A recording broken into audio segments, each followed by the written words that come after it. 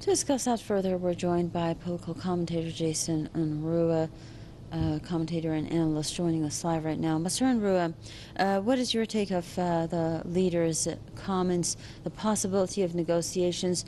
Would negotiations with the U.S. be at all constructive? I tend to agree with the Ayatollah on this one, that they simply would not be productive. Iran has already waited a year for the United States to return to the negotiating table. The agreement already stands. It has been proven time and time again that Iran has not violated the agreement and has remained open to continuing it. And for the past year, which the U.S. unilaterally withdrew from the agreement, Iran was open to going back to it. The European signatories have continued with it. The United States has done nothing but act in bad faith in this situation. They have repeatedly lied about Iran violating the agreement, though it has been certified by all the European partners. It has been certified by the International Atomic Energy Agency that Iran has been in compliance. So it shows that the United States had never intended, at least since the withdrawal, had never intended to act in good faith. This was all about trying to portray Iran as the villain, as the person who has done wrong. Even part of the U.S. social media campaign has been to call Iran a terrorist state. There's just a recent hashtag that was put out claiming that hashtag no negotiations with the terrorists, something no negotiations for terrorists, portraying Iran as the criminal in this situation, when it's just simply not true. Iran has repeatedly asked for the U.S. to come back to the negotiating table to act in good faith, but this is not how the United States has proceeded. At least under the presidency of Donald Trump,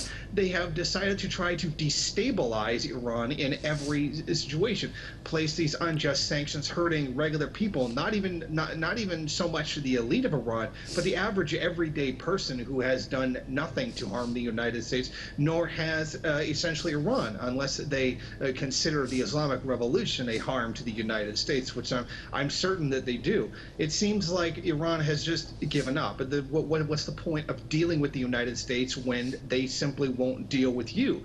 But the U.S. is spinning all of this in their favor, saying it is them who are the good guys and it is Iran who has violated everything, when this is just simply not the case. It's almost unfathomable that to anybody who has been paying attention to the situation to claim that Iran is the one who is in dishonor here, and this is certainly not the case. And this is something that I think that a lot of us in the analyst community figured was coming, and I'm sure that this is going to be used to justify further harsh sanctions against the Islamic State. Now, also, Mr. Unruhe, Ayatollah Khamenei mentioned that it was a very constructive move to actually reduce the amount of cooperation under the nuclear deal, and the fact that, of course, Iran is not seeking nuclear weapons, but it definitely needs nuclear technology to develop in other sectors, including agriculture and science, and also medicine. Could you please elaborate on that also? I think Iran has made it perfectly clear that they have only sought a peaceful nuclear program. This has been certified over and over again by international bodies and the European partners. Any modern industrialized state certainly does need nuclear technology to one degree or another, not necessarily for nuclear weapons, but as you said, medicine and other practical applications as well. And this is what Iran has done. There is zero evidence of any plot to build nuclear weapons, despite the so-called evidence presented by Benjamin Netanyahu at a conference in which he claims he had proof, which was dismissed by the International Atomic Energy Agency as either things that were completely out of date, things they already knew about, or were complete and utter nonsense. This is an attempt to prevent Iran from developing any further. We have seen great economic gains in the last several years inside the Islamic Republic.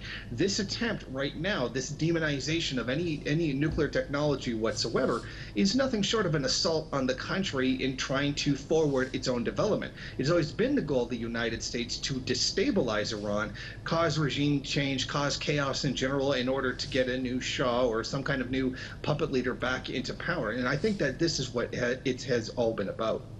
Thank you very much, Mr. Jason Unruhe, political commentator and analyst joining us live from Ontario.